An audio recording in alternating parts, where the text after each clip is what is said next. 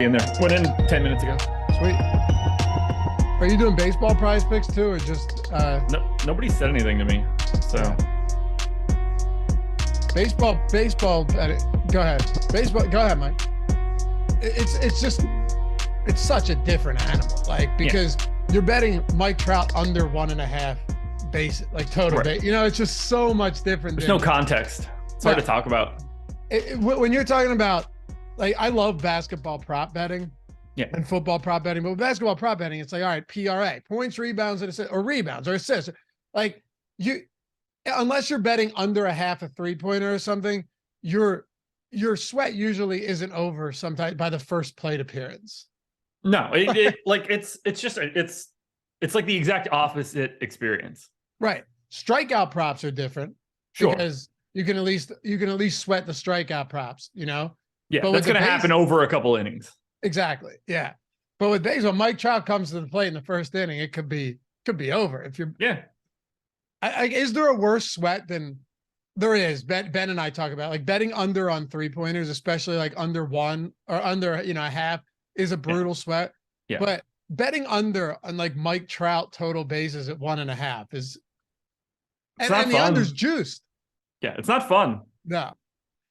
What's going on, everybody? Welcome to the Stokastic.com NBA strategy show presented by Bet365, where they still have the best promo in the United States of America, probably in the world right now, but I don't pay attention to international sports betting promos. Maybe I should. Broaden our demo a little bit and we can talk. But I'll get to that in a minute. Dave Loughran, Lafayette_D on the Twitters, joined by Josh Engleman at Josh Engleman. Good to have you back, man. Glad you're feeling a little better. You look better. I'll tell you what. The other day, I wake up. I get up at like 6:30, and we go downstairs. My daughter's eating breakfast, and I'm sitting there, and I jumped on I forget what it was. I wanted to see a replay of something on YouTube, and I saw the process was live, so I click on it, and I'm like, man, it's good to have him back. And this is no disrespect to you. I know where you're going. You did not look right on their first day back, dude. You were still like grayish, and the demeanor was different. You were not 100% back at all your first show. Oh no, not even remotely close. Should I have been working on Wednesday? No, not at all. But I was at a point where I've already taken a couple days in a row, so might as well just get back into it. But no, it was bad. It was bad. It was a really, really bad experience for, I don't know, from like late Thursday night through, I don't know, call it Wednesday. Basically, it's like 7 straight days. Feeling better though? Doing better? Yeah. I mean, it would be impossible to feel worse. So it was bad, man. I was dangerously close to having to go to the Las Vegas ER in the middle of the night, Friday into Saturday. I can't think of a worse place to be. Dude, I would want to be nowhere near when I heard you say that, I thought, man, I didn't even think about that. Like, I can't imagine what type of characters and miscreants you'd be running into there. There's no telling. I would want to know that, but not in that particularly. Like, if I'm going to go there, I hope it's because I like broke my wrist or something and I could like sit back and relax and watch everything, because I like just sitting up was not a fun experience. And I told myself, if my fever hits 104.5, I have to go to the ER. Like, I can't just continue to sit here. And it got to 104.1 and then never went any higher than that. Thank God. Because I didn't want that experience at 3:00 in the morning. I can't I can't imagine what that, it would have been like the hangover. Yeah. Oh my God. I didn't even think that it was 3 a.m. too. Yeah. This dead middle of the night. Oh, you would the only advantage would you'd have some wild stories to tell. Like, there's no doubt you're seeing insane stuff in there at 3 a.m. The drugs, the drunkenness of everybody, the obvious, like, street urchins of Las Vegas just showing up for whatever it is going wrong in their lives. That is not that. I mean, it would be my last choice of an ER to go to anywhere in the United States. I'm trying to think if there's a worse one at 3 a.m. Like a worse ER at 3 a.m. Like New Orleans Mardi Gras, but like we're just talking about different versions of the same thing. Maybe like the hospital closest to Skid Row. Yeah, Except I'll those just go people to don't go. I'll just go to a different hospital at that point. I'll just drive Problem is, further. those people don't go to a hospital, right? Like, if Right. you're talking Skid Row or under the L, are you talking Kensington? They're not going to the hospital. They're not sitting in the waiting room, at least. They're getting No. driven. They're getting driven in because they're unconscious. Yeah, exactly. So, I would have had to like pass out on purpose just so they take me back quicker. Oh no. Clutch my pearls and hit the deck. time to talk a little bit of basketball here. We got 9 games today. Man, next Sunday, 15 games on Easter to close out the regular season. No games tomorrow, huh? For NCAA final? Yeah. I mean, I'm not mad about that. Maybe I won't rise next Sunday for that show. Yeah. Well, I see what you did there. Yeah. You're gonna stay behind the rock? Yeah, I think so. Might have to. Well, happy to have you guys with us. Hit that thumbs up if you haven't done so yet. Subscribe to the channel. Leave a comment down below. We try and read and respond to all of them. And if you're listening in podcast form, we know you're out there. Leave a rating, review, subscribe to the pod. Tell your friends about all the good stuff that's happening on the Stokastic channel. But you guys know how it goes. Atone for your sins early on a Sunday morning. Bow down before the YouTube overlords and help us get those numbers up. It does help us immensely, and we appreciate it. Also, yeah, shout out to EMAC. A little self-promotion in here, but I love it because it's free content. It's some of our best free content we've got. Actually, I'm not reading that. No, you know what, EMAC? I might delete that. I thought it was an NBA promotion. He's in here saying, forget NBA before we even start the show. To be fair, I agree with him. But you don't, EMAC, you don't do that, man. That's insane. It just means that I'm not writing spotlight pictures any longer. So I'm all for the promotion of MLB written content that I don't have to do. Here's what I would say, though. Definitely join us in the Chalkboard app. Yeah. Josh already threw his prize picks cards in there. He's been doing them throughout the day. If ever he has anything else that's going in there, Greg's got picks in there already. So do I. We got some baseball, basketball. Everything's free. All the picks, all the conversation, not for a week, but forever. 100% of the time until eternity. Okay. So yeah, everlasting free is what everlasting gobstoppers. Just playing it on a Sunday morning. You know how it goes. We're 2 away from 1,000, Josh. Nope. I'll have to create 2 dummy accounts. We should. 2 away from 1,000. Tim said chalkboard's nice. Join it up. It is, man. Kyle B said, join us in chalkboard. Yeah, we already got a great community. Join it. And I said this the other day, Josh, but it's shocking how supportive the community is. Like, you know, there's just not a lot of, and many people said it's because Adam decided not to join it. Yeah, well, that helps for sure. Yeah. I mean, it's not like he's joined Discord, and that's been like 2 years. Right. So yeah, Brandon Katz is in there. I'm kidding. I would never open the app again. Helms said chalkboard is a safe space. Helms, I love you, man, but we don't play that stuff here. I'm not about the safe space nonsense. I am about everybody being cool, though. I tell you that much. Very into that. Very into that. But he doesn't want you don't want anybody to be safe. I don't want anyone to feel safe necessarily, in the sense that like, if someone says something that isn't here's what I'm saying. If you say something just wildly offensive, what are you just getting ready for this? Oh yeah. You're going to agree with me. Sure. If you say something directed at someone that's just blatantly offensive or insulting, I'm not about that. I mean, I just think it's unnecessary. You don't know that person. A lot of times you're just saying shit to be an asshole. But if you say something that like somebody might find indirectly offensive, that's not even directed towards them, and you expect someone to take action because of that, that's what I'm not about. You know what I mean? Like, if I said something and you go, man, that's offensive, and I go, why are you offended? I wasn't talking, it had nothing to do with you. I don't care if you're offended. They said everyone isn't offended by everything, but someone's always offended by something, Josh. If you live your life that way, you'll never be afraid to offend somebody again. I'm offended by this take. That's a rational take. No, it offends me. But I know you agree with me. I'm offended by your lack of offense. All right. Heavy steps. It's not a safe place. I have receipts. However, it's a cool atmosphere. That's all I'm looking for, man. That's all I'm looking for. That's all we want. Yeah. All right. All we can do. Talk some basketball. Sorry to have offended you. Should be. 9 games. 9 games. Check this out. You got a 12.5 point spread, 11.5. You got a 16, a 10, and a 12. Run that by me again. You got a 12.5 point spread, an 11.5, a 16, a 10, and a 12. Yeah, it's the final week of the NFL season, I guess. Multiple touchdown underdogs. Multiple touchdown. Yeah, a few of them, you're looking at like key NBA or NFL numbers. You know, Detroit plus 10. Yeah. I guess that one fits too. It usually is Lions getting 10.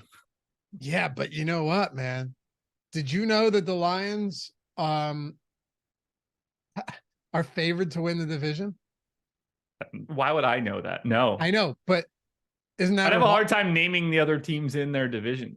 They are favored to win the NFC North. That Lions are on the come up, dude. They're on the come up. I guess, yeah. Why? Don't worry, they'll ruin it. I was going to say they'll end up winning 3 games this year. Washington and the New York Knicks. So no this is if you guys are wondering why late season basketball is just insane. You'll see in just a moment with some of the injury reports, but Washington has no Porzingis. They have no Beal. They have no Kuzma.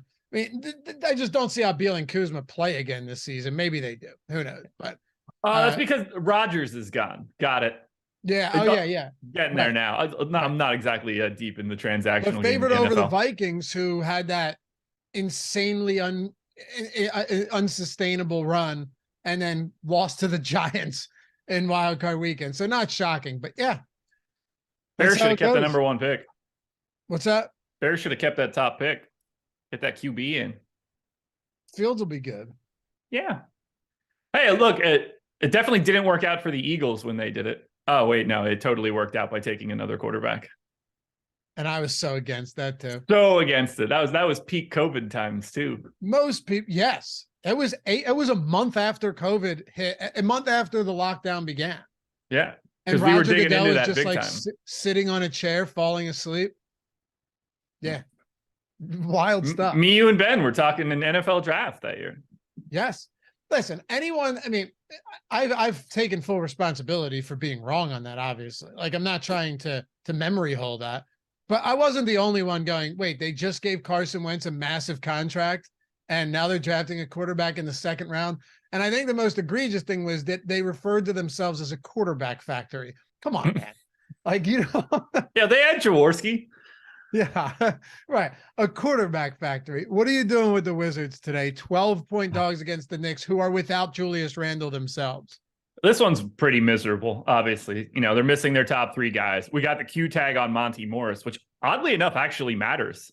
He only played 13 minutes on Friday, but if he misses again, there's another 28 minutes to redistribute to Kendrick Nunn, Jordan Goodwin, Johnny Davis, DeLon, right? And it's a team filled with, it's just guards and Daniel Gafford at this point in time, or Taj Gibson.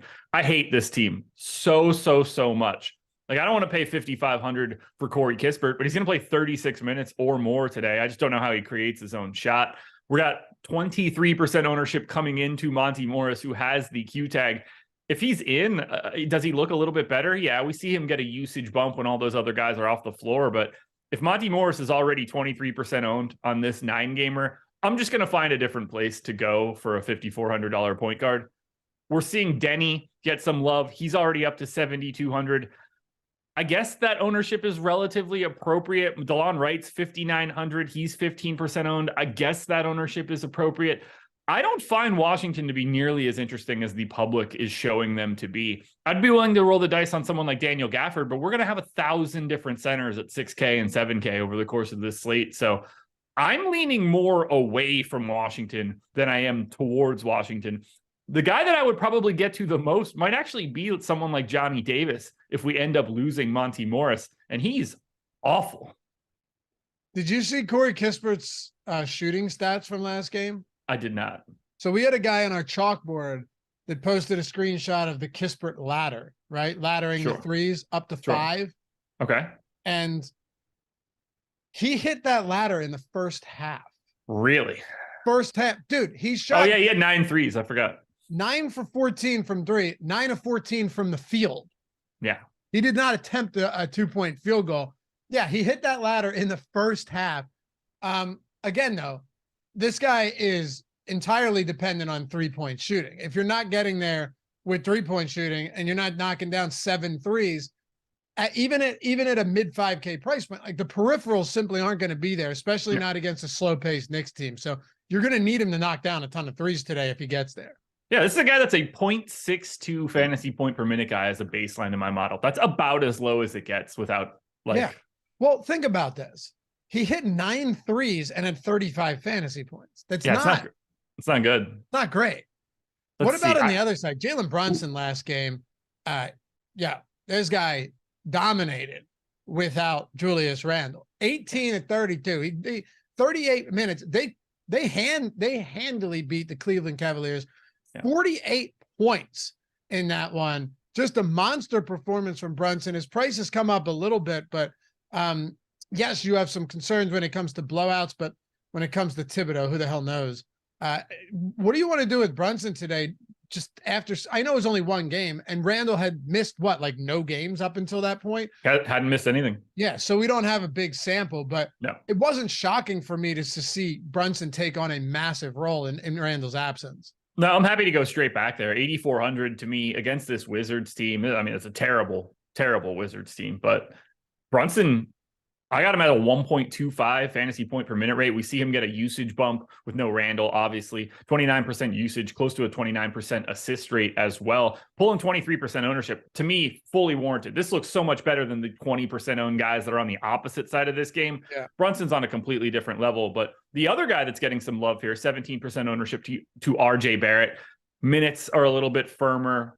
More touches, obviously, with no Randall. 27% usage rate without Julius Randle on the floor this season. 6,200, you get the MPE, small forward, power forward. I don't know why he has that particular MPE, but I'll take what I can get. I think he's fully justified. I actually like Barrett a little bit more than I like Brunson just because of the flexibility. I think both guys are guys that you should be getting to as priorities for today's slate. Anyone who played Robinson last game, I mean, good for you because it worked out in your favor. And he just had like almost a 2 fantasy point per minute performance. Yeah. His per minute rates, his rebound rate come up a little bit without Randall, but it's not like this is a high usage player. His prices come up a bit. Look, he had a huge game, 10, 14, double, 4 stocks, but he still only played 22 minutes in that spot. Wasn't foul trouble either. And he was going up against, well, Cleveland was without Jared Allen, but still that worries me a little bit here that even as well as he was playing, you got 22 minutes from Mitchell Robinson. Yeah, I mean, he's just really difficult to trust at this point. The fact that he's 11% owned is kind of wild to me. I don't really see it. You know what you need, but like he's not a big per minute guy. It's not like Randall's the reason that something like that would stop. Can he get a couple extra touches? Sure. He's also likely to play, 21 minutes and they play 27 for Isaiah Hartenstein. And maybe you want Mitchell Robinson at 11% ownership, Isaiah Hartenstein at 4% ownership. Robinson, $200 more expensive. I don't know if you should even be confident that Mitchell Robinson is the guy that, gets more minutes in this spot. I don't know why he's getting more ownership. I would just pretty happily get away from him if I could. All right, let's talk about Detroit and Orlando then. Here you go. Magic 10-point favorites today against the Pistons. I feel like I've said this every day for the past couple of weeks, but just for those of you that don't play every day, Bogdanovich, Magruder, Stewart, Alec Burks, all of them remain out today. Yeah. Detroit with a insanely low implied total in this game. What's their implied total? It's got to be like 105 or something insane. I don't have it in front of me. It is. Let me look. 107. I mean, it's bad. It's bad. Yeah, like the Kings are at 130 today. I'm so tired of talking about the Pistons. They are some kind of aggressively awful. It's horrible now. And unless you're getting in one of these games like Hayes or Ivy out or Jalen Duren, one of these guys out, nothing changes from day to day with the Pistons. They're all priced appropriately. Maybe you get a little Duren, a little Hayes, a little bit of Ivy, but I'm not really sure how you prioritize them, especially as bad as this team is functionality wise. Now, on my dummy crunch, I didn't get to more than 7% of anybody. That was Marvin Bagley, 6,500 power forward center. We've got Jalen Duren at 12% ownership. We've got Killian Hayes at about 12% ownership. I guess that's fine. I mean, I don't know why I don't exactly like, it's the same situation. We have 9 games. We're not going to be short on center options. I'm not trying to get 10 to 15% of a guy that might just be the backup. Duren and Wiseman appear to be like somewhere in the neighborhood of splitting 24 and 24 every single day. They're already in the mid fives. I mean, you just need, what you're looking at when you see those guys is, okay, well, I hope that guy just has an outlier talent day today, because could he fall into extra minutes and the other guy doesn't? Yeah, but like it could just as easily go the other direction. I don't know why these guys are getting any ownership. Hayes feels the safest. 6,100. He's $1,100 cheaper than Jaden Ivey. Should play comparable minutes. Only played 28 this last time out, but was getting up in that mid to high 30s range a little bit earlier. I like Killian Hayes the most if I'm going to anything from the Pistons. I'd rather just mostly avoid them. What about Orlando? Because if you look in our boom bust tool, you've got the Magic, several of them pulling pretty decent ownership here. Yeah. None of them play massive minutes. None of them look great as far as optimal score goes. Like Franz Wagner, 22% ownership, 13% optimal in DraftKings. Paolo Banchero is 21% and 16% optimal. Wendell Carter Jr., 21% almost ownership, 11% optimal. So are these guys over-owned today, or do you think they're around where they should be?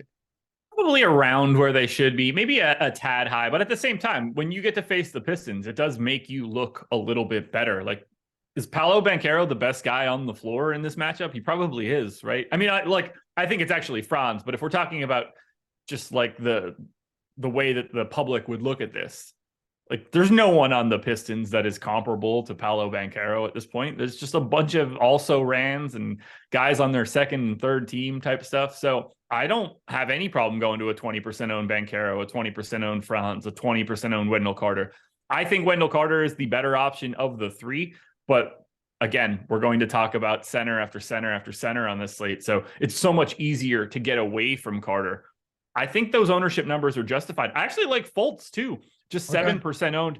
Everybody else is 21. He's a third of that mark, still a fantasy point per minute guy. Having a really nice season for what we were sort of expecting out of him coming into the year. Any one of those 4 main guys for Orlando look great, just because when you face the Pistons, you look better. Tim Strong, welcome to Team Stokastic, man. Yeah, you guys can hit join down below. Free super chats each month, the custom emojis, the sweet badges, some other stuff we do along the way. Appreciate you, Tim. The Dallas Mavericks. Oh, yeah. What a disaster they have been. Not great, man. The Thunder are going to get into the play-in games ahead of the Dallas Mavericks at this rate. Like, there's not a lot of time left. They have 4 games to go. Yeah. 4 games to go. They're a game back. Could they still get there? Sure. But like, they're a half game ahead of the Utah Jazz. This is not looking good for the Mavericks. And now you have to go against an Atlanta offense that's 3rd in offensive rating over the last month. Like, they're 4-point dogs on the road today, even after a monster game from Luka Doncic yesterday, finishing with 42, 10, and 8. Just a huge performance.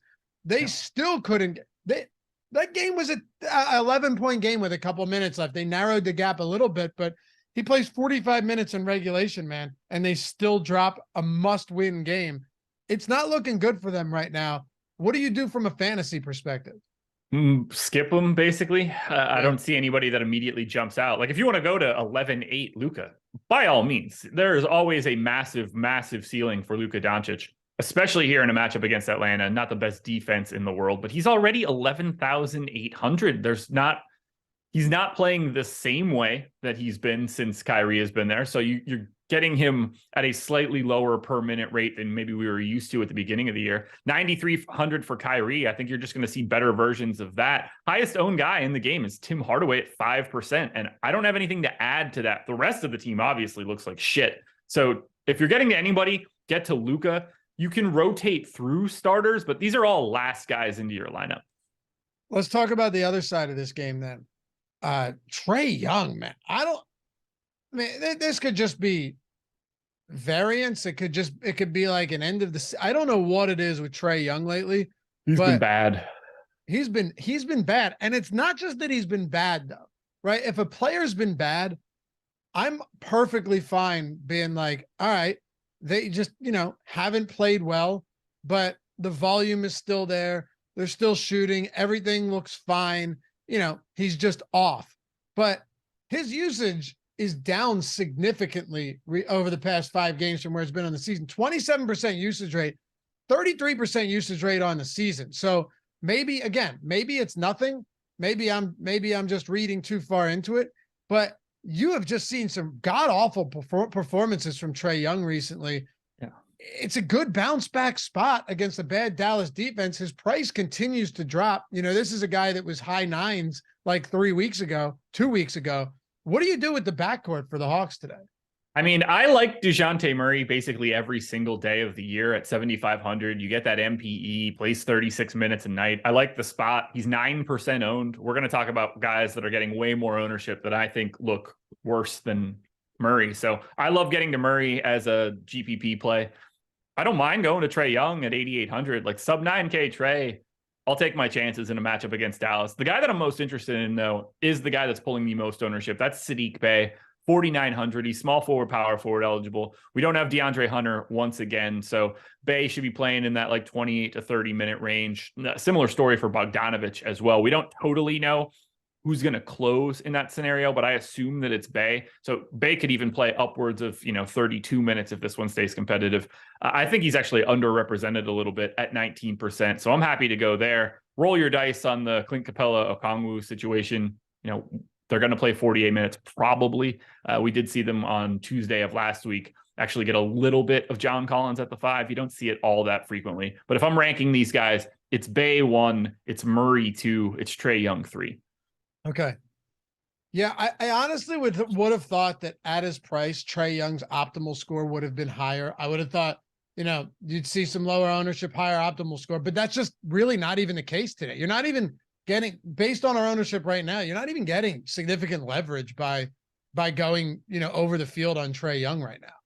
No, not at all. I have him coming out of my sim at 13%. He's 12% owned. Like, I think we're spot on the number. Yeah, exactly. So it's a weird spot. You'd like to see him bounce back because the past few games have been dreadful, and I know Prize Picks had some Taco Tuesday spots on Trae that just was rough. Because it dropped it to like 24.5 or something, and he finishes with 14. This guy has, I won't belabor the point. It's been rough for old Trae.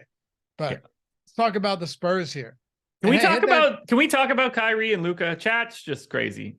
I knew the Kyrie experience would fail and stuff. They're scoring 120.5 points per 100 possessions on offense. It's working. They just don't have any talent on the rest of the team. Their offense is unstoppable when they're out there. It's working exactly like you would expect it to. Yeah, but they're losing. Yeah, because the rest of the team is ass. Right, so maybe it's not about them coexisting, but the experiment isn't working because what they gave up to get Kyrie. I mean, I think it's working exactly like you would want it to. By just losing every game?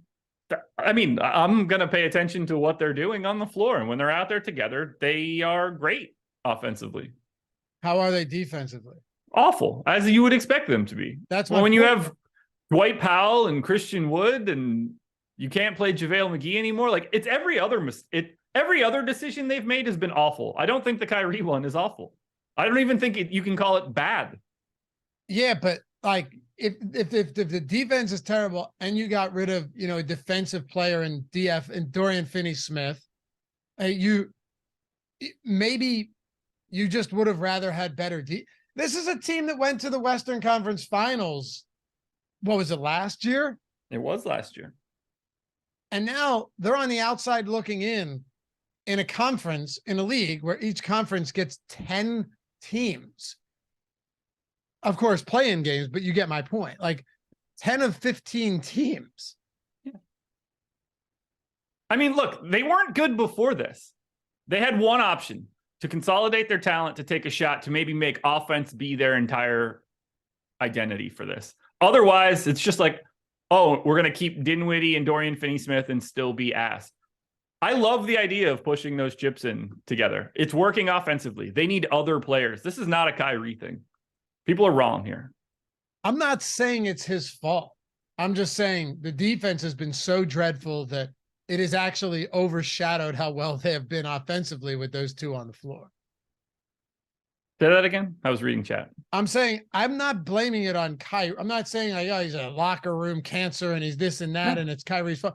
What I'm saying is that the defense has been so bad that it's actually overwhelmed the quality offense. Agreed. Yeah, their defense is really bad, but it was going to be bad either way. Yeah.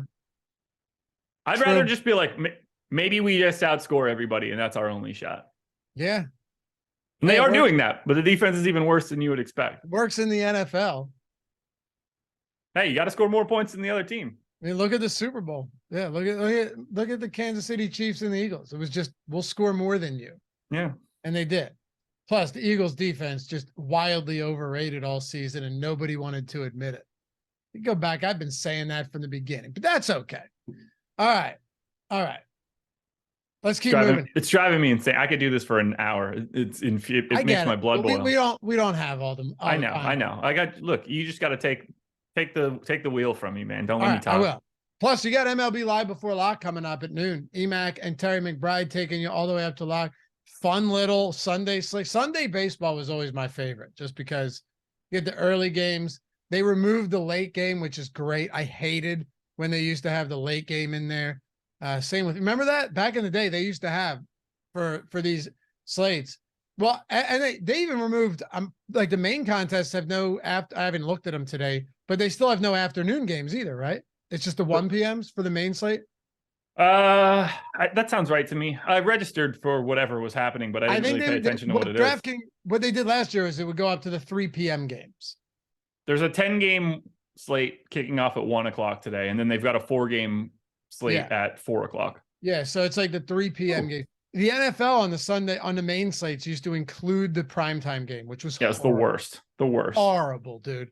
Nothing worse than that. Introducing Showdown is the greatest thing they could have done for the NFL. All right. 2:20. Yeah, there's probably no 3 p.m. games then. No. All right. Let's talk about the Spurs here. Yeah. Oof. Keldon Johnson's questionable. I'll read it off. He's questionable. So is Keita Bates, Romeo Langford. Doug McDermott's probable, but he was active, didn't even play last game. Devin Vassell and Jeremy Sohan are both out. So they're 16-point dog. The Kings have had the easiest schedule recently that you could dream of. And now they get this. Now they get the San Antonio Spurs. They should just run through teams at this point. And yeah, like I got the Spurs. They just had back-to-backs against Portland, right? They had Minnesota, but then they had Utah. They've had a really easy schedule lately. It doesn't get any tougher tonight. No, it certainly doesn't. I'm so excited to pick against the Kings in the first round. It's going to be a really good experience for me. I will be betting against them too. And if it's crash and burn, then yeah. I don't even know how to talk about this stupid San Antonio team anymore. I mean, this is the actual bad one because it's a different team every single day. They're sitting 2, 3, 4 dudes constantly. You never know who it's going to be. Vassell's out for a couple games, then Zach Collins comes back, and then Keldon sits for a couple games, and you lose McBuckets and Langford, and Sohan's been out for. I'm so over this team. 10 to 15% ownership to Trey Jones, Zach Collins, Keita Bates, Diop, Devontae Graham, and Blake Wesley. If Blake Wesley's 18% owned today, just dodge it. He's a 0.7 guy. He's the backup point guard. Unless you're going to get like 10 more dudes ruled out for the Spurs, stay away from the Blake Wesley play. I don't see this one at all. If I'm playing anybody here, it's Keita Bates, Diop. If he's in, I assume he starts, plays like, 26 to 28 minutes, something in that neighborhood. Looks like a reasonable value play. Trey Jones looks fine. Zach Collins looks fine, but he's already 7K. So there's not a lot of meat left on the bone for someone like Collins. Is it a good matchup against the Kings? Yeah, the Kings defense is absolutely terrible. You can get there offensively for the Spurs, but these are guys now that have been in and out of the lineups, and we've been mixing and matching them so frequently as of late that the prices have already come up a little bit. There's not too much that I could say here that you should prioritize for the Spurs. I think that's going to add unnecessary stress to your life. I agree. SMP 1993 said, I mean, if they don't make a move, their ceiling is significantly lower. They had no way to acquire enough cumulative talent to make a run. In that spot, trading for another star was the only course. I agree. Yeah. But I think we're confusing whether it's working and whether they're winning and whether or not they should have made the trade. I never said they shouldn't have made the trade. I said the same thing about the Sixers with James Harden. Like, even if this doesn't work, you could have Ben Simmons waste away. I wouldn't be surprised if this guy never plays again. Or you could go, all right, we'll take a shot on James Harden and see if we can make this work. And if it doesn't work, it doesn't work. It doesn't mean that it was the wrong move. Right. You would at least agree there is a big difference between something not resulting in wins, but also not there's a difference between something not resulting in wins and just being an objectively bad trade. Yeah. It can be a good trade. It can be a good move and still not work. You basically traded Dorian Finney-Smith to swap to Kyrie Irving. Because you can't be like, oh, well, they gave up Dinwiddie. It's like, well, yeah, but everybody in the league will give up Spencer Dinwiddie to acquire Kyrie Irving. Like, you just, it didn't work because the rest of the team eats dick. Is it Reggie Bullock's not leading you to the promised land? I'm shocked. Yeah, no, you're right. Yeah, right. It's not great. And then, you know what else? Your offense, if you had Christian Wood out there with those guys, I mean, my God, but then they actually wouldn't have there wouldn't be a defense. If Christian Wood was out there playing 35 minutes a night with Luka and Kyrie, what does the defense look like then? I mean, worse somehow. That's what I mean. It'd get even worse. This narrative needs to go away. Kyrie, arguably the most talented guard ever. He's playing at the same time as Steph Curry, right? Yeah. You can't. That's what are we doing here? I think people get mesmerized by his handles. Yeah, because Steph Curry dribbles like shit. What? Well, why are we going to act like Steph doesn't have those same handles? I'm not. I'm saying Kyrie's handles are really a majestic thing of beauty. That's all I'm saying. Great dribbler. But if we're going to be doing this, might be the most talented guy ever while Steph Curry is still actively playing at a first team all NBA level. You sound silly when it comes out of your mouth or it comes out of your fingers in chat. Yeah. It's not, you can't even compare these two guys. Josh of Los Angeles, acquiring a head case and getting worse can't really be dressed up. But Josh mentioned that their offense is better. They're scoring 120 points per 100 possessions when the two of them are on the floor together. That is unstoppable. Yeah. The Kings are just healthy every single day. Yes. You mentioned it when we spoke the other week that this team, the starting lineup has been healthier, played more minutes together than the Kings this year. They don't have anyone on the injury report again. So it's basically like, hey, there's a discounted De'Aaron Fox. Intrigue you? Do you want to pay $10K plus for Sabonis? I mean, listen, Sabonis is phenomenal. This guy, I've just been hammering Sabonis over props every day. He's just been excellent, but he is expensive. This game, it's a 16-point spread. And for us to pretend that blowouts aren't a thing at this point in the season, if you're paying top dollar for guys, I'm not saying he can't get there in 3 quarters, but they're playing a Spurs team that could be without Keldon Johnson, could be without everybody again today.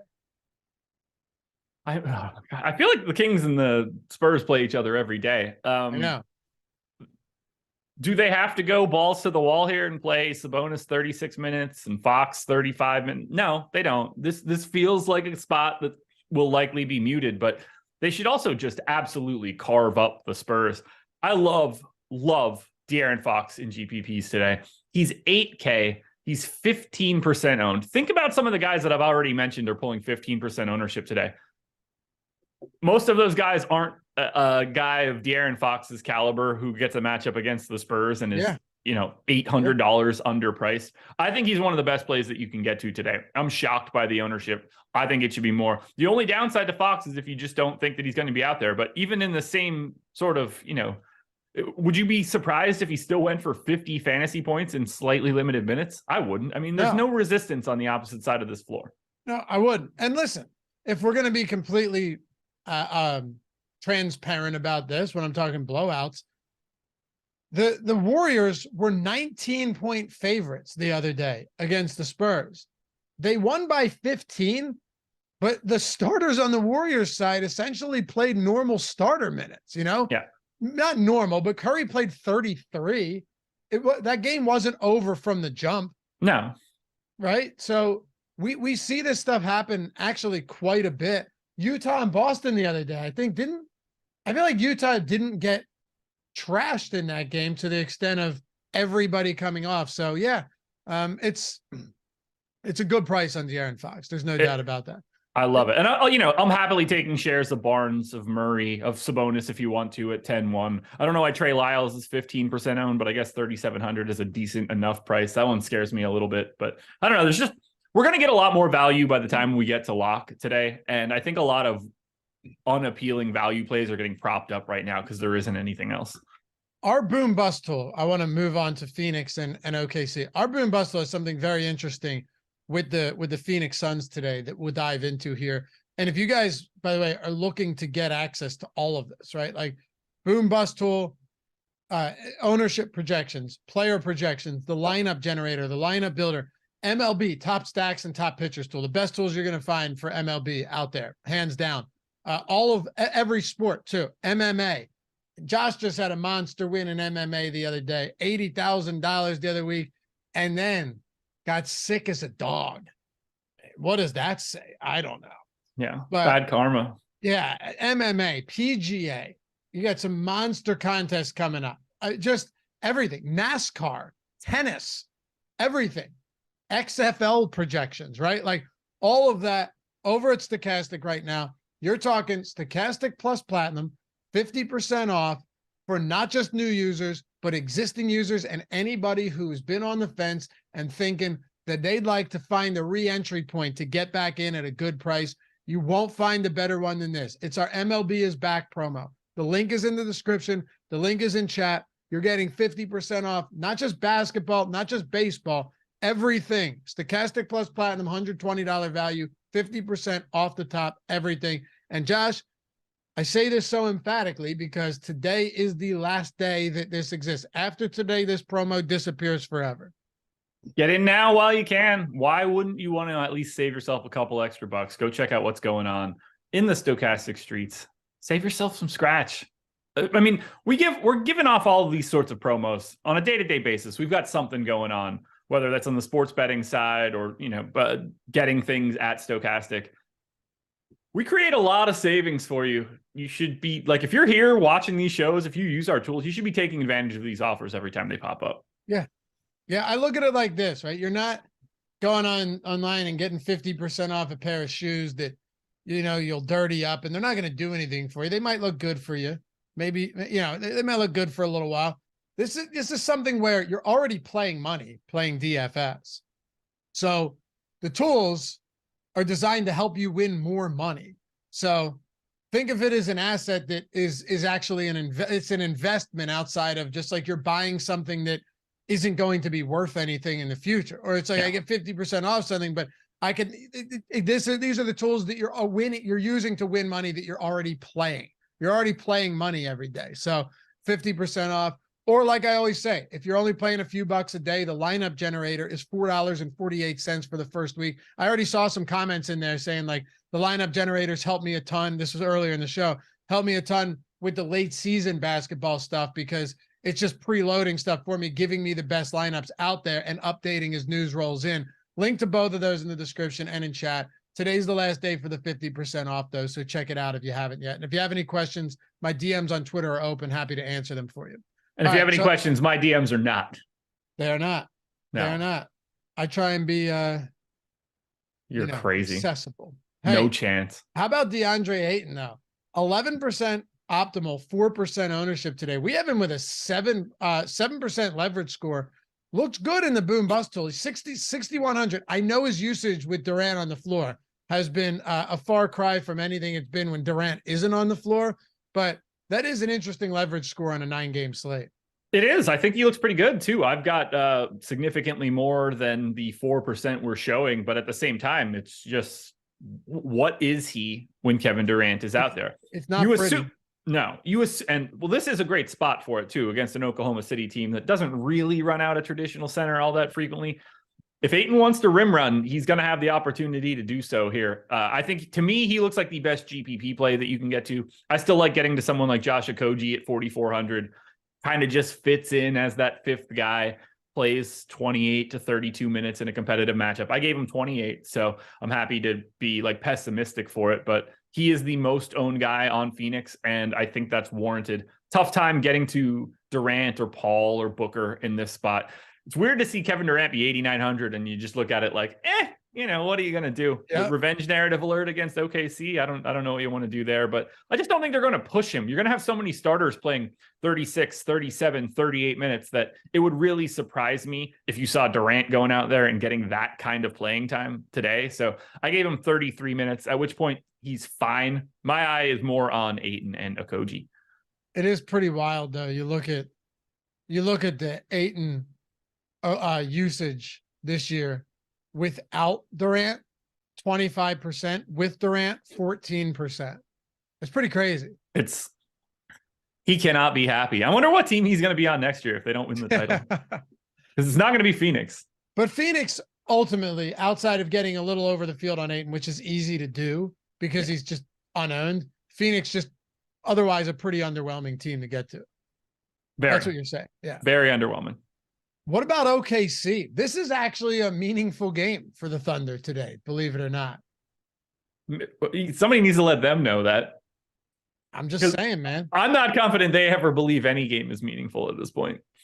I don't know. I kind of disagree. I do not think there'd have been any chance SGA would have played the other day after being ruled out if he wasn't like, listen, I think I can go and we need to win this game. There's no way if they didn't deem that as a somewhat meaningful game, there's zero chance that SGA plays on Friday night. And you know that. Probably. I just don't think they care. I really don't. Okay. All right. Well, then he does, because if you're ruled out that late in the season and it's like a what the fuck, who cares? He's not playing. That's what I'm saying. Like, I don't think that they're looking at it as that. I'm sort of agreeing with you and sort of not. I just don't think they look at it like any games are important. They just evaluate everything on a day-to-day basis. And they're like, oh, he feels better today. Well, then he can play. I don't know, man. They don't care. They don't care if they make the playoffs. Yeah, but why? Why? At this stage of the game, you're not falling any lower than 12th. They're in the 10th spot right now in the West. Like, there's no way you're really bolstering any draft stock. Like, no. Why would you not want to? Of course, they're trying to get into the play-in games at this point. There's zero incentive not to. I don't know about that. Now they don't mind. They don't mind to be contrarian. They do not mind showing up in the lottery. There's 1, 2, 3, 4, 5, 6, 7, 8, 9, 10. There's 11 teams behind them in the standings right now. Right now, they are in the 12 spot. That's a 7% chance at a top 4. They don't mind that. They'll take their chances. If it's just like, oh, we get in maybe, and we get our. You're being silly right now. Look, they just don't. They don't care about this year. You're being. They don't care about it. They don't. If they cared about this year, we would have seen a very different Oklahoma City team changing. Okay, let me rephrase this. They don't care about this year in the sense that, of course, no, they don't expect to win the finals. Of course not, right? But if there's 4 games to go, and you're currently sitting in a position where you'd make the play-ins, which nobody had OKC to be here. If you think they're just gonna stop playing to win games and not look at this as, hey, we could sneak into the play-ins, maybe even win a game or 2. They'd need 2 wins and sneak into the postseason. Of course, dude. Of course they're trying to do that.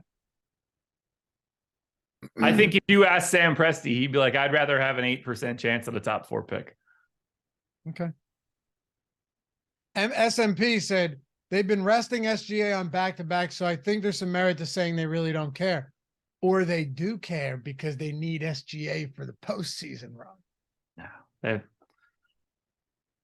What I'm saying is they don't care they don't expect to win anything. they're in here. It's not that I think they care or don't care. I think they're indifferent. Okay. Maybe. But I think like they're not going to go out there today and run rotations that are detrimental to them winning games. I think they are definitely going to do that, but that's a different discussion altogether. They do that every single time they step out on the floor. Okay. They run a lot of really, really bad lineups out there for the sake of getting additional information for the future. We'll see. The only reason I say this is because I literally just read this thread yesterday about how many of their most frequent lineup combinations are so outwardly negative, but they're still working their way through all of them. Well, Adam would hope that you're wrong because he bet OKC to win the finals. Well, much like DFS, Adam is apparently bad at sports betting. Oh, now you're they're changing roles. I see. After that win, you're flipping things around on him. Yeah. Well, I mean, I don't need to hear anything about him from MMA. He's the second best MMA player that's out there. He has that fake trophy in his background. OKC didn't even win. Got second. I thought he chopped first. Yeah, and then he lost his head-to-head for the actual title. Oh, right. Yeah. What do you want to do with OKC then? A team that doesn't care and is actively trying to finish last, even though it's statistically impossible. That's what you said. Not play them. The highest owned guy on Oklahoma City is 1.7% owned Jalen Williams. And to me, that is spot on. Highest guy that came out of my sim is 2.5% for Dort. If the main four guys are in, I don't see how you play Oklahoma City with any confidence other than like, you want to play Shea anytime he's out there? By all means, play Shea Gilgeous-Alexander. Very, very good at basketball.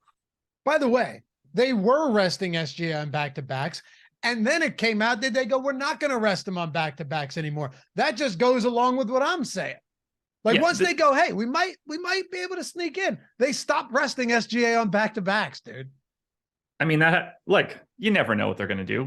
He didn't play. He played a back-to-back and then didn't play back-to-back games. Because he was hurt.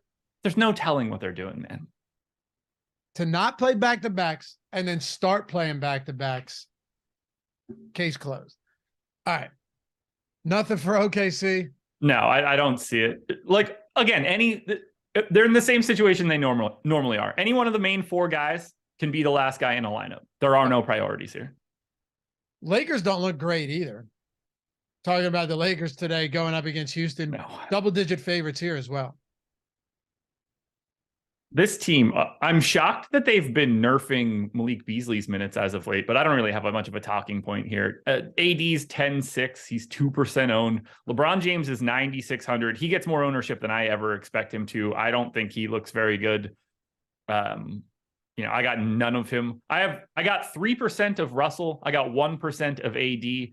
They've got Rui playing 18 to 20 minutes a game now. That's meaningless. I didn't get anybody more than 4% coming out of my sims. I don't know how you go to the Lakers in what should be a really nice matchup against Houston, but this is just not a very good DFS team. Again, if you want to play AD, 10-6 looks fine. Probably rather play Joel Embiid in a game that we're going to get to shortly, but there's nothing here. It's another game with another team that has not a single priority even close.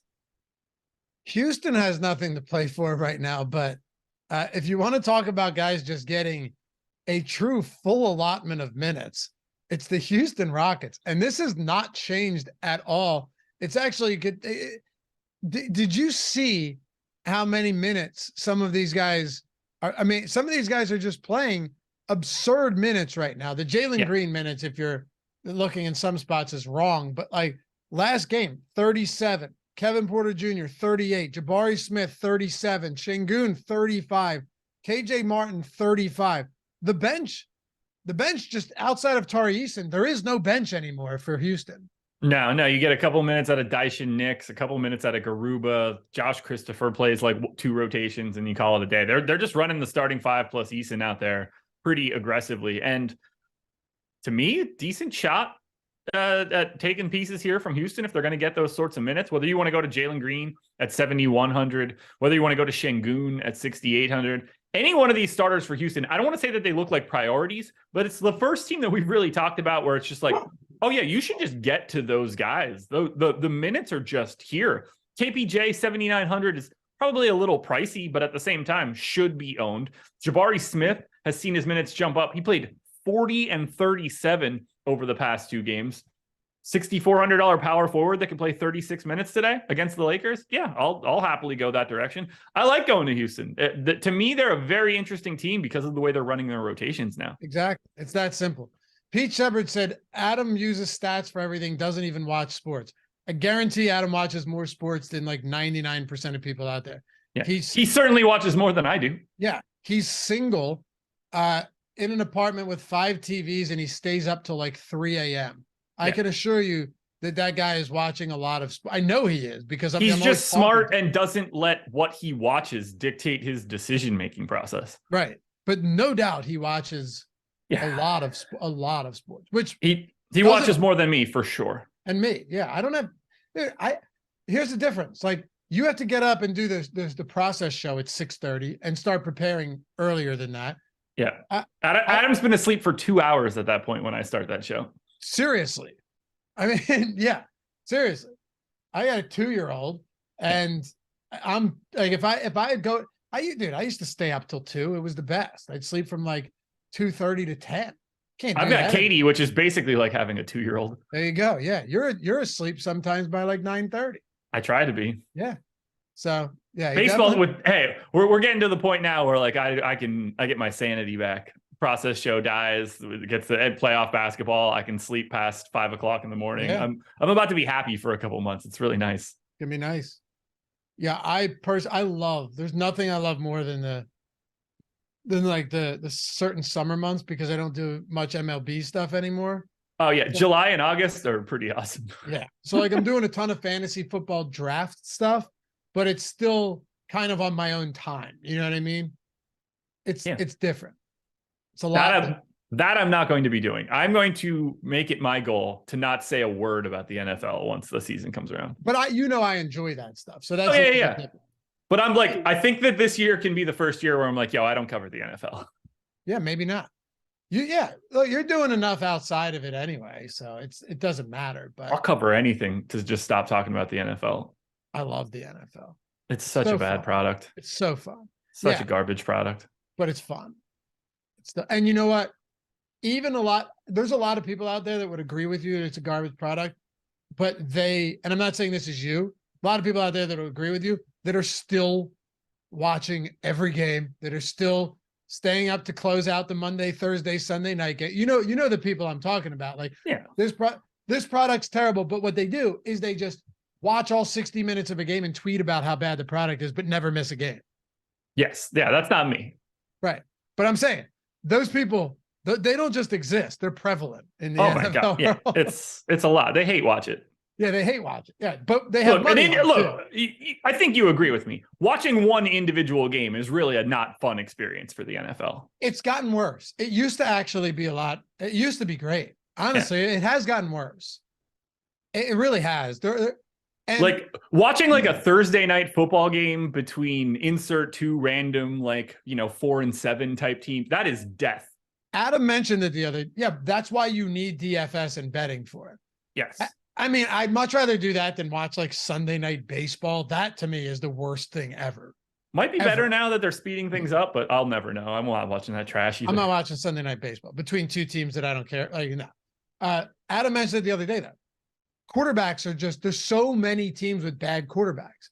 When you had a league where, you had some stars, but you also had a lot of like quarterbacks that were very competent still, and it wasn't just teams running a holdover out there for a couple of years until they could get a top draft pick. And then that guy ends up not being good. Yeah. It's tough. Thursday night football between Houston and Indy, between like a Matt Ryan and a Davis Mills. It's not good football. So I wonder if it's just always been like that, but because we didn't throw as much back in the day, we didn't see quarterbacks suck as much either.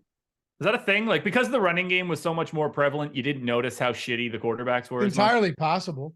I mean, yeah, maybe. Or just I find it hard to believe that like every other sport is getting more and more talented, and somehow that Like we're seeing a bigger divide at quarterback. I'm guessing it's just always been shit. It's even crazier, though, that the league has evolved more and more to protect the quarterback and to make quarterbacks look better than they actually are. Yeah. Well, that's I think the problem now is not so much the protection. It's just like It's the a way pass that happy league for a reason is what I'm saying. Yeah, the Peyton Mannings and the Tom Brady's of the world gave the blueprint of like quick decision making, balls got to get out type stuff. And I don't like, you don't really need to protect the quarterbacks as much as you do any longer because of the way that they're running these offenses. Right. But if you touch them, like but they still, I agree, but they still do protect the quarterbacks. They do it in the wrong way. Yeah. All that soft, like he grazed his face mask, 15-yard penalty bullshit. That's what's yeah. Like, do I want him to get folded in half from his blind side? No, not so much. Like, that's just dangerous. But you're right. In doing so, they've made the product worse because now you just have people going like, how is that a penalty? Plus, how about this? The fact that you get 15 yards on that, it's not like it's an explosive play. It's not an exciting play. You're just getting 15 yards on it. So it actually makes no difference one way or another. Players are still going to defensive players are still going to make bad penalties because it's in your DNA. Like you're going for a quarterback. You know how hard it must be to pull up when you've got a clear line to the quarterback because it's against the rules. It's got to be impossible. Impossible. Yeah. Anyway. Yeah. Can you imagine trying to like slow down Lawrence Taylor back in the day from like trying to never going to do it. No, I mean, there's so much coke in his veins. How is he supposed to like resist hitting the quarterback? Pacers 12.5-point dogs. Not are they just huge dogs here, but they're going up against the Cleveland Cavaliers. I mean, what a brutal spot this is.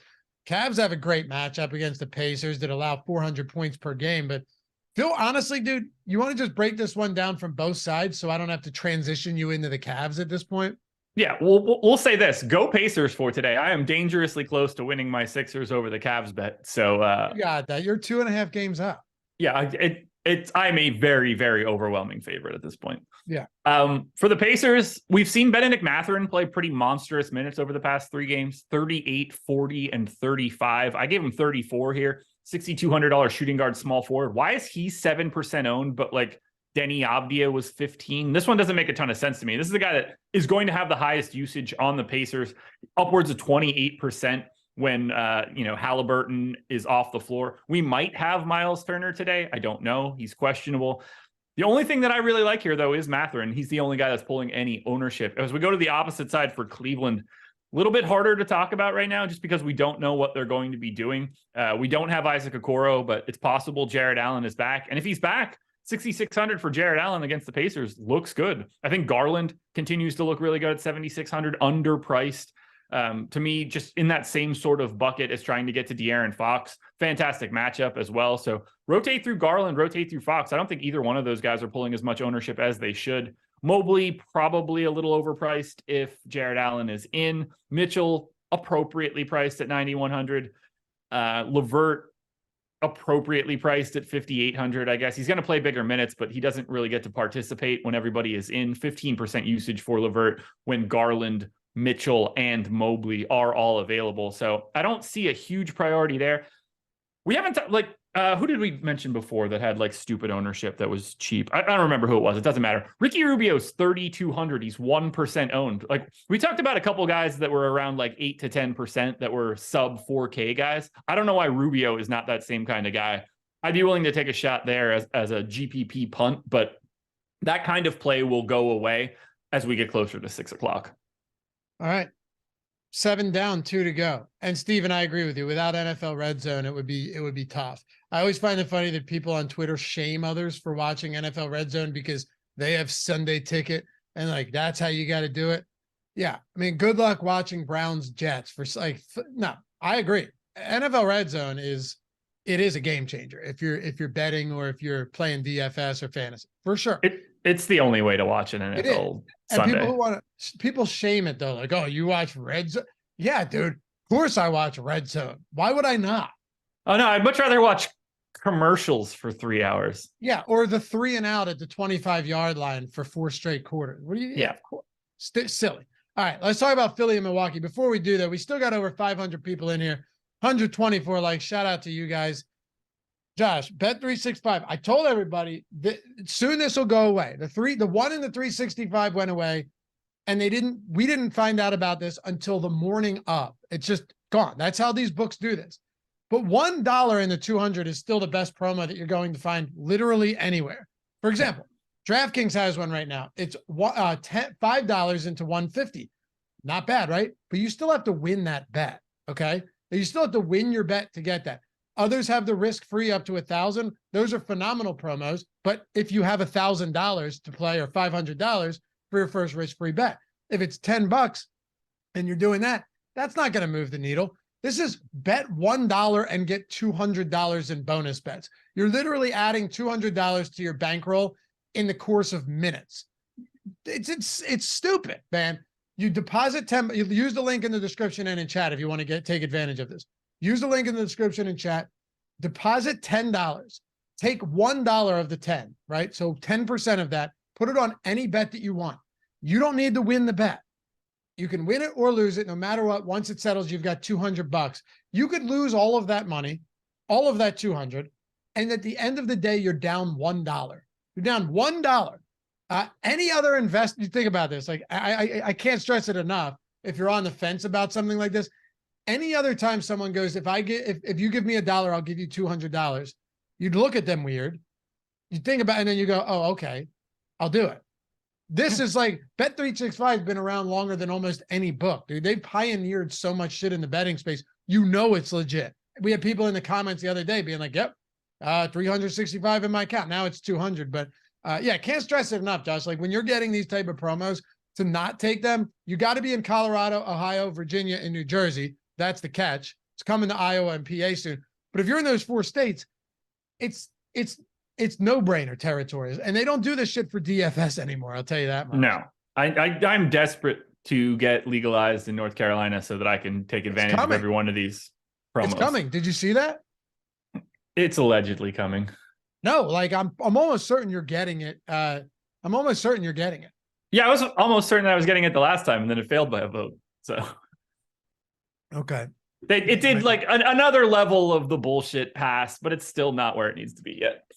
Okay. Is that what it is? Yeah. Like another one of the preliminary steps got passed a couple of days ago, but they're still behind. Oh, okay. So lawmakers approved the betting bill, and now it's going to the Senate. Gotcha. Yeah. We've been here before. A lot of money they can make off that. But anyway, we're pretty dumb. We don't like weed either. So. Links in the description. All of my vices, man. All of my vices are not legal here. Links in the description and chat. Colorado, New Jersey, Ohio, Virginia. $1 in the 200. Straight no-brainer. Build the bankroll up to 4 figures. You know what I mean? Without doing anything but depositing 10 and playing $1. Takes 1 minute to sign up. That's literally takes a minute to sign up. Place your bet. Let's be generous. 2 minutes. That's $100 a minute to do nothing but click a couple of buttons. All right. Let's talk about Philly. I just saw that. Philly and Milwaukee. Great game in real life. I'm not sure how much there is. Like Embiid intrigues me in this spot for sure. Going up against Giannis. Truthfully, Giannis at 4% intrigues me as well. I kind of am interested in both of these guys. They've also just had some massive games against each other. It's always a showdown. Once you get past that, though, I think it begins to thin out considerably on both sides of this game.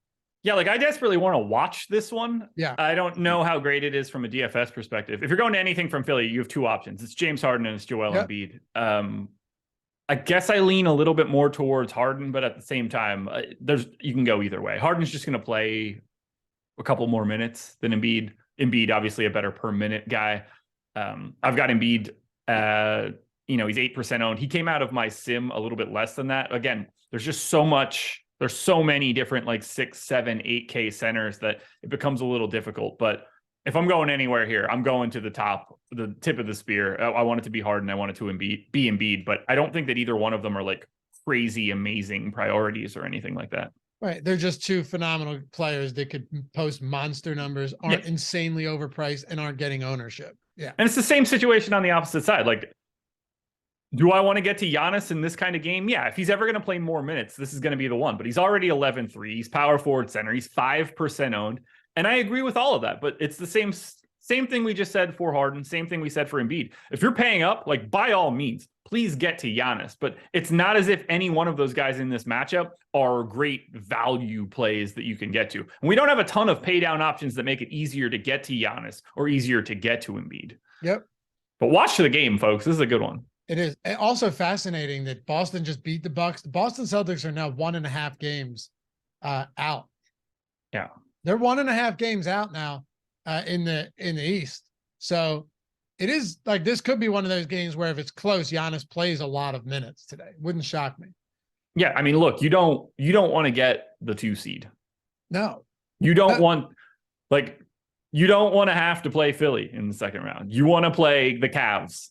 Yep. Because they're not. Even though Philly in the second round is a team everyone should want to play because they can never get past it. But yes, realistically speaking, you prefer not to play them. I agree. Yes. Yeah. Like we're talking about 2 very different things. Like the dream scenario is getting the Cavs or whoever the hell beats the Cavs if they beat the Cavs. Yeah. Agreed. And yeah, Hingo, Bet365 coming to PA, dude. I'm in PA. I've been paying close attention to this. It's already confirmed. Now we're just waiting on a date. I'll certainly let you guys know because I'm stoked about it. Ready to wrap this one up? More than a little bit. Golden State and Denver. I don't even know if I have to mention it anymore, but no Andrew Wiggins. Yeah. The other side is interesting because Murray's probable, Porter Jr. is probable, KCP's, like all those guys are probable. Nikola Jokic is still questionable. So who knows what happens here.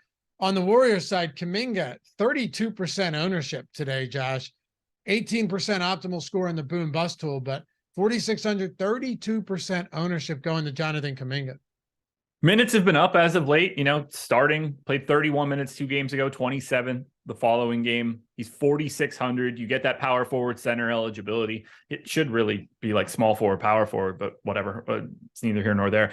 To me, he does look like one of the best plays of the day. I completely agree with that ownership. I don't have anything else to add. You should be prioritizing Jonathan Kuminga.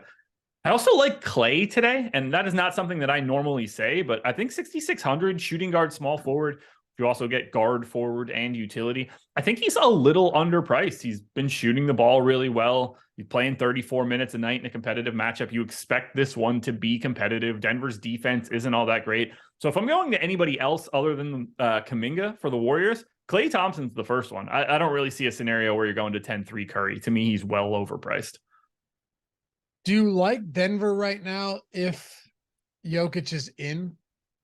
A little bit. I mean, $7,700 Jamal Murray, add him to the list of guys like Darius Garland and De'Aaron Fox, where you've got these 7 to 8K point guards that to me are just underpriced. Murray's pulling 20% ownership. So that obviously looks good. When I see Murray pulling 20% ownership, that immediately makes me think, well, why aren't Garland and Fox getting more love? So to me, they're natural GPP plays, but Murray clearly looks like the best option from Denver. 11-6 for Jokic feels like a bit of a tough sell here if he's in, but he's also Jokic. So by all means, go that direction.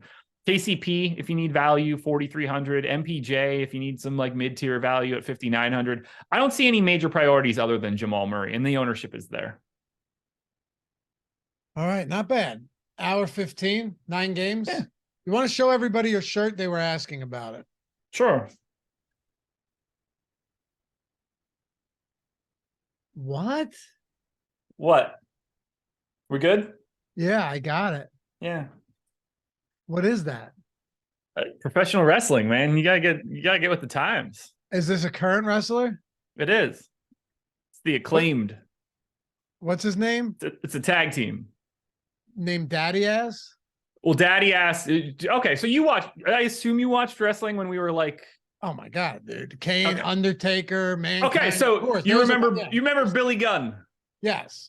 Okay, so he is the manager of the Acclaimed tag team, and they scissor each other in the ring all the time. That's the big gimmick. Ah, so it's a gay tag team? No. Well, if we want to be really technical, one of the guys in the tag team is in fact gay. But that's what I'm saying. I mean, is this but no, like it's not a gay tag team. Okay. Okay. Gotcha. All right. Well, that's interesting. So they go in the ring and they scissor each other. Yes, with their fingers. Oh, okay. That's why I was confused. Yes. I wasn't sure if they were getting down like South Park style and like scissoring in the middle of the ring. I mean, they probably will and have at this point in time, but it is a finger gesture. Okay. All right. But we haven't had any graphic, real true scissoring. Just this. Well, they do it. They'll do like a leg drop where they end up into a scissor motion, but it's not as ridiculous as it seems. But you would agree it seems ridiculous. Well, it's great. That's why I own the shirt. All right. Appreciate you guys hanging out as always. Hit that thumbs up on your way out. Follow Josh at Josh Engleman. Oh, by the way, crushed 1,000 in the chalkboard. Thank you guys. I know some of you I know some of you right now that are watching this were instrumental in doing that. So appreciate it. Josh already do his prize picks in there. Tossing bets in all day. People are chatting throughout the show too. Great community. Everything's free. The app. Plus, it might not I know you're probably used to Discord or whatever, but Chalkboard's fantastic. You can sync your bets with it, right? You can sync all your sports books to it. All the box scores are already in the app. Like, it is the gold standard for betting right now. So come join us, help us keep climbing. And yeah, I'm giving away 5 free months of BetPro today too, since we hit 1K. So pretty stoked about that. I'm at Laffy_D on Twitter. Thanks to Mike for producing this one. Appreciate you guys hanging out. We'll see you guys next time on the NBA Strategy Show. I was going to say, you can't do things. You got I would